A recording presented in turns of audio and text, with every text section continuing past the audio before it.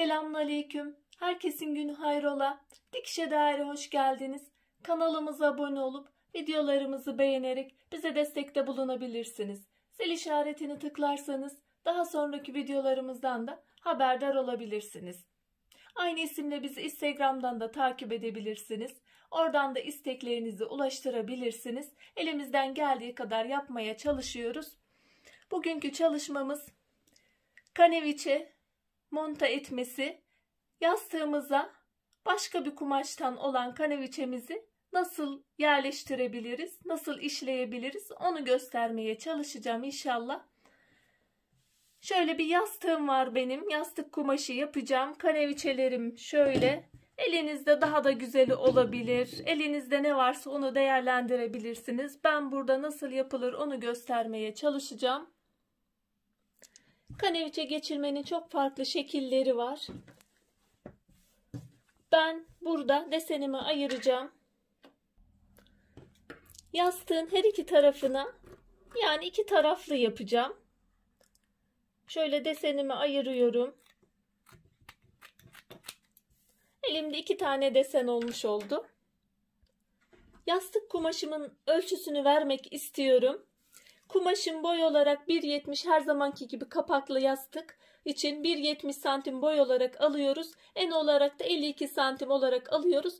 Yastığımızın bitmiş hali de 70'e 50 olarak kalıyor. 50 santim genişliğinde 70 santim boy olarak kalıyor. Şuradan kapak kısmını şöyle içeri doğru bir tane şöyle ikili kıvırıp dikiyoruz. Bunu diktim. Videom çok uzun olmasın diye hazırlığımı yaptım. Bu bölümü de, ön bölümü de 5-4 olarak hazırlıyoruz. Onu da 5 santim olarak alıyorum. Şöyle 5 santim şeklinde alıyorum. 5 santim aldım. 1 santimin içeri doğru kıvırdım. Ütüyle düzelttim. 4 santim olarak kaldı. Buna 5-4 hazırlama diyoruz. Şöyle kumaşımı, ön yüzünü belirliyorum. 70 santim olarak alacağım. Şöyle uçan kalemimle çiziyorum. Ütüde gidecek. Uçan kaleminiz elinizde yoksa hafif kurşun kalemle de çizebilirsiniz. Burayı da aynı şekilde yapıyorum. Şöyle belirlediğim 70'lik ölçümü, yani yastığımın ön yüzünü belirledim ben. İki tarafa kaneviçe yerleştireceğim için şöyle çizgimi çizdim. Buradan 5-4 mesafem vardı benim. Onu da baz alacağım. Göz önünde bulunduracağım. Şu şekilde iki taraflı. Kaneviçem tam gelseydi daha güzel olacaktı ama benim elimdeki bu. Bunu değerlendiriyorum. Siz kendi elinizdekini değerlendirebilirsiniz. Kumaşımda patiska. İstediğiniz kumaşı da elinizdekini kullanabilirsiniz. Pamuklu saten olur, akfil olur, patiska olur. Artık elinizde ne varsa. Şimdi bunların ayarlamalarını yapacağız. Ben şöyle her iki taraftan da, bu kısımdan da dikiş payından sonra bu tarafta da desen olarak kalışı aynı şekilde aynı miktar bırakacağız. Bu kısımları da ayarladım eşit şekilde. Burada da aynı desenine göre yerleştirdim. Bu kısımda bu kadar 7 santim kaldıysa burada da aynı. Her iki tarafta da ölçümüzü aynı şekilde ayarladım. Şimdi iğneliyorum. Şöyle iğneledim. Kaymaması için hatlarımı belirledim çünkü. Ölçülerini belirledim. Şuradaki 5 santimlik 4 santim kalmıştı. 4 santimlik kısmı da buraya çizeceğim. Çünkü buraya piko da yapabilirsiniz. Sarma da yapabilirsiniz. İstediğiniz deseni yapabilirsiniz. Aynı şekilde olması için buranın da kısımlarını belirliyorum. 4 santimlik kısım bırakıyorum. Çizimimi yapıyorum. Burası benim ilk çizdiğim çizgi. Yastığımın ön yüzünün bitmiş hali. Buradan aşağısı ön yüz oluyor. Yastığımı onu belirledim. Şu kısmı belirledim. İkinci çizgim ise piko yapacağım, sarma yapacağım kısım. Hazırlamasını yaptım. Şimdi makineye geçiyoruz. Şimdi ben burada ilk sarmamı dikiş ipiyle yapıyorum. Sarıp temizleyeceğim. Sonra piko ipiyle yapacağım. İkinci sarmasını, sık sarmasını. Ayarımsa zikzak ayarını alıyorum. Zikzak genişliğimi 2 milime düşürüyorum. Siz deneyin, makinalarınızda farklı ayar olabilir. Sıklığını ise 1 milime düşürüyorum. Şöyle ayarını küçük bir şekilde size göstermek istiyorum burada.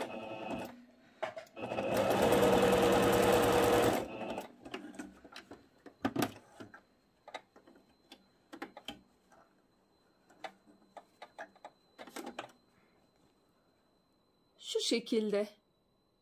Sarı olduğu için biraz dezavantaj oldu.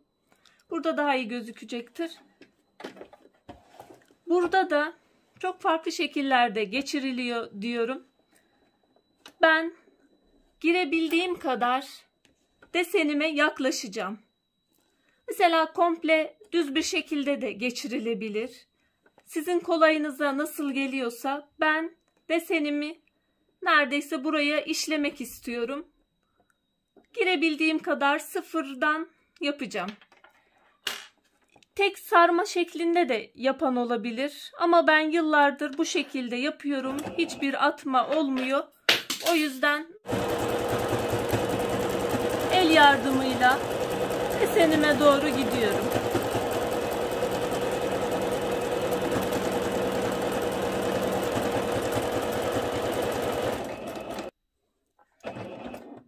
İğne takılı kalırsa bu makinenin özelliği yok. Diğer makinemi çok arıyorum bu konuda.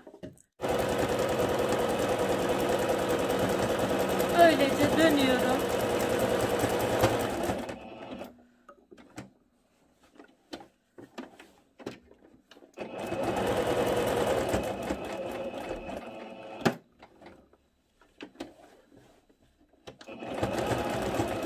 Girmek istediğim kadar giriyorum.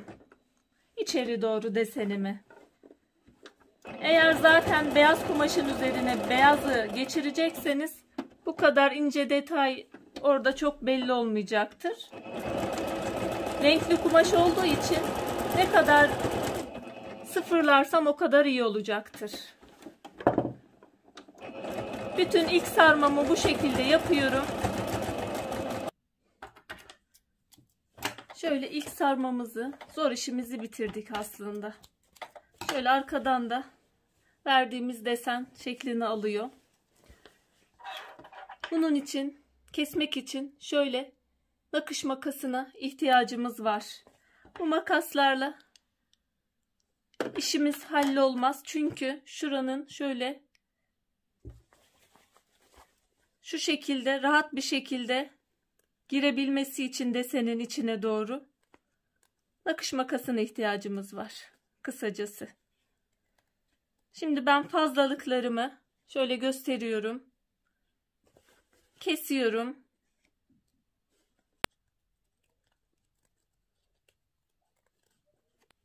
Bütün kısmımı bu şekilde temizleyeceğim. Her iki tarafımı da zaten ilk sarmasını yaptım. Sonra ikinci sarmaya doğru geçeceğiz. Şöyle ilk temizlememi yaptım.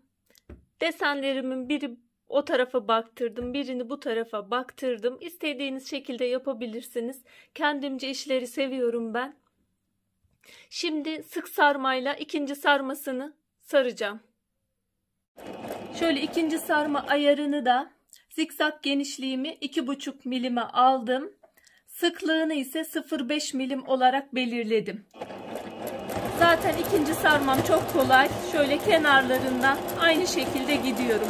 İlk sarmamın üstünü kapatmış oluyorum. Elimle yön veriyorum sadece makinama. Şöyle ipimi de göstermek istiyorum. Piko iplikleri polyester iplik. Markam da burada. İstediğiniz markayı kullanabilirsiniz. Şöyle sarma işlemimi de bitirmiş oldum.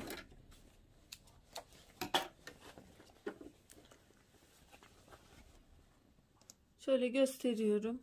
İkinci sarmamla da sık sarmamla da temizledim, bitirdim. Şimdi şu kısımlarına piko gidebilirsiniz. Herhangi bir desen yapabilirsiniz. Ya bu işlemi, bu sarma işleminin makinenizde zikzak ayarı varsa bu işlem yapılmıştır. Yani herhangi bir makinenin farklı desenleri olmasına gerek yok. Bu sarma ayarını zikzak yapabilen her tür makine yapabilir. Burayı da mesela sarma ayarıyla biraz daha genişletip yapabilirsiniz. Piko da geçebilirsiniz. Ben çok belirgin bir şey yapmayacağım. Kaneviçeyi ön planda tutacağım. Onun için sadece şuradan şimdi bir desen geçeceğim, o kadar. Şimdi buranın pikosunu gidiyorum. Buradan herhangi bir desenimi seçtim. Beyaz iplikle gideceğim ben. Böyle ebruli şeklinde kendi tonuna yakın da kullanabiliriz. Tek renkte, başka renkte kullanabiliriz. Ben biraz sade kalmasını istiyorum. O yüzden beyazı kullanıyorum. Siz istediğiniz şekilde kullanabilirsiniz. Şöyle bitirince desenimi çıkarıp göstereceğim. Burada arkaya doğru katlamıştık. Pikolarda şurada bir belirgin at. Şöyle yapınca bayağı belirgin oluyor ekranda da. Şu çizgiyi baz alarak gidiyorum. Şura benim sıfır noktam.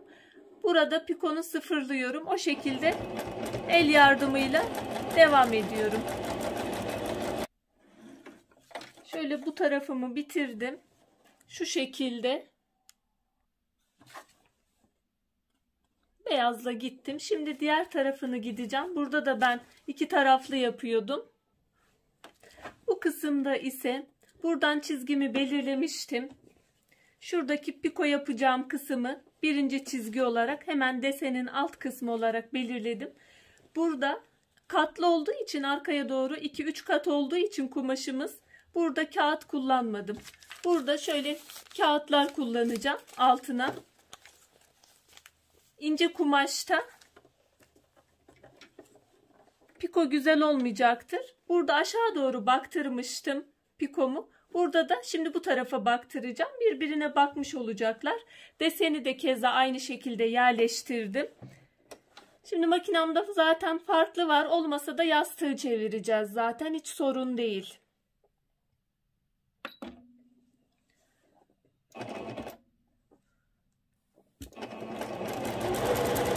Şöyle pikomuzu da yapıyoruz. Kağıdımızın da altta çizgi dolduğumuzdan elimizle kontrol ediyoruz. Şöyle piko işlemimiz de bitti. Kağıdı da çok basit bir şekilde şöyle çıkarıyoruz. Temizlememizi de bu şekilde yapıyoruz. Yastığımızın işlemesini, pikosunu yaptık. Şimdi katlamasına geçeceğiz. Zaten şurada ben ön kısmının 70 santimlik kısmını belirlemiştim. Şuradan tutuyorum.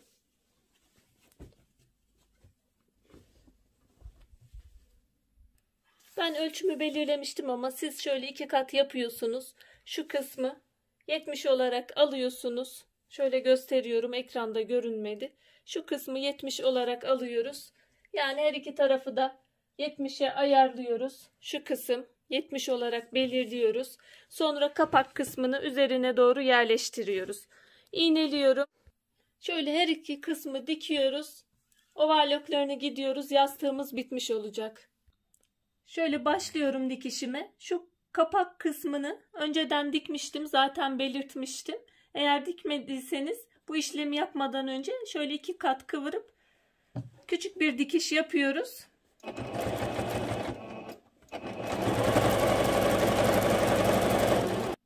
Overlock'unu da gidiyorum dikişten sonra. Yastığımızı bitirdik.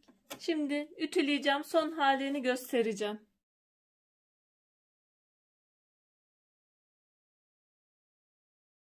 Yastığımı bitirdim. Şöyle son hali açıyorum. Umarım faydalı bir çalışma olmuştur. Beğenmişsinizdir. Eğer beğendiyseniz beğen butonuna basarak bana da destekte bulunabilirsiniz. Şimdiden yapmak isteyen, denemek isteyen arkadaşlara kolaylıklar diliyorum. Allah'a emanet olun. Hoşça kalın. Sağlıcakla kalın.